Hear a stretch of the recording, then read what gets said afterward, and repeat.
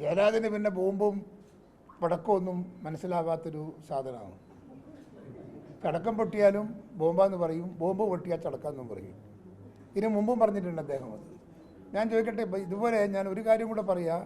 ഈ തെരഞ്ഞെടുപ്പിൻ്റെ തുടക്കം മുതൽ CPMൻ്റെ ഗുണ്ടകൾ കാണിച്ച അക്രമം കണ്ണൂർ ജില്ലാ രാഷ്ട്രീയത്തിൽ ഒരാദ്യത്തെ അധ്യായമാണ്. ഇത്രയേറെ അക്രമം നടത്തിയ ഒരു കാലഘട്ടം ഒരിക്കലും ഉണ്ടായിട്ടില്ല. തെരഞ്ഞെടുപ്പ് രംഗത്ത് നിന്ന് നമ്മുടെ ആളുകളെ പിന്തിരിപ്പിക്കാൻ അവർ നടത്തിയ ഗുണ്ടായിസം വളരെ വളരെ വലുതാണ്.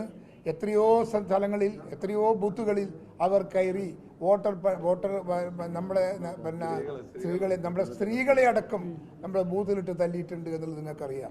നമ്മളെ മഹാത്മാ ഇവിടെ നമ്മളെ മമ്പറത്ത് നിങ്ങൾക്കറിയാലോ. അത് മമ്പറത്തൊക്കെ പകലാണ് കടയിലിരിക്കുന്ന പാനൂർ പാറാട് അവിടെയൊക്കെ നടന്നത് തനി ഗുണ്ടായിസമാണ്. ഒരു രാഷ്ട്രീയ പ്രസ്ഥാനത്തിന് ഒരിക്കലും യോജിക്കാത്ത ഏറ്റവും ഭീകരമായ ഒരു അക്രമ രാഷ്ട്രീയ തെരഞ്ഞെടുപ്പാണ് ഇത്തവണ നടന്നത് എന്ന് നിങ്ങൾ ഓർക്കണം.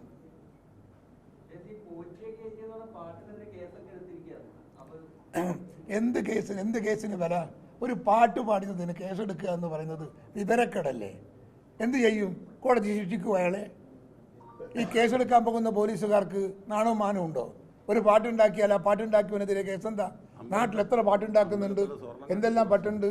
അമ്പലത്തിലെ സ്വർണം കട്ടുകൊണ്ടുപോയി, അതിന് പ്രശ്നമില്ല.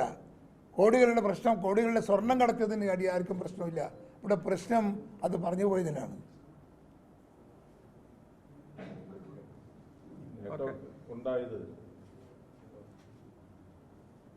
BJPയുടെ സീറ്റുകളും LDF സീറ്റുകളുമായി വോട്ട് ഷെയർ ഉണ്ടായിട്ടുണ്ട്. SDPയുടെ സീറ്റുകളിൽ CPM വോട്ടില്ലാതെ വന്നിട്ടുണ്ട്. അപ്പൊ ഇതിനെല്ലാം അതിജീവിച്ചാണ് നമുക്ക് ഈ നേട്ടം ഉണ്ടാക്കാൻ കഴിയും.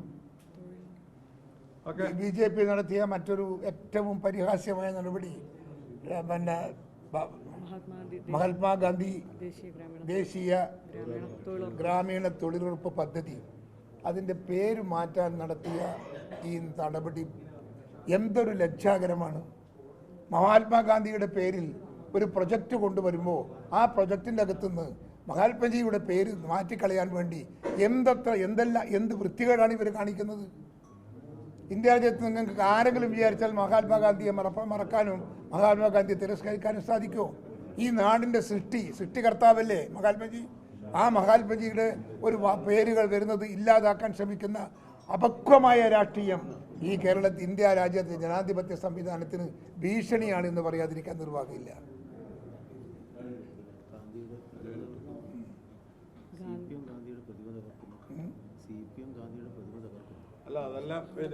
CPM ഗാന്ധിയുടെ പ്രതിമ തകർക്കുന്നു, BJP രാജീവ് ഗാന്ധിയെ കൊല്ലുന്നു. ഈ രാജ്യത്ത് എവിടെയാണ്, എങ്ങോട്ടായി രാജ്യം പോകുന്നത്? ഇന്ത്യ രാജ്യത്തിന് സ്വാതന്ത്ര്യം വാങ്ങിക്കൊടുക്കാൻ ജനകോടികളെ സംഘടിപ്പിച്ച ഒരു മഹാത്മാവായ ഒരു നേതാവ്, ആ നേതാവിനെ ഇങ്ങനെ അപമാനിക്കാനും തരം താഴ്ത്താനും ശ്രമിക്കുന്ന രാഷ്ട്രീയം കിരാതമാണ്, ക്രൂരമാണ് എന്ന് പറയാതിരിക്കാൻ നിർവാഹമില്ല.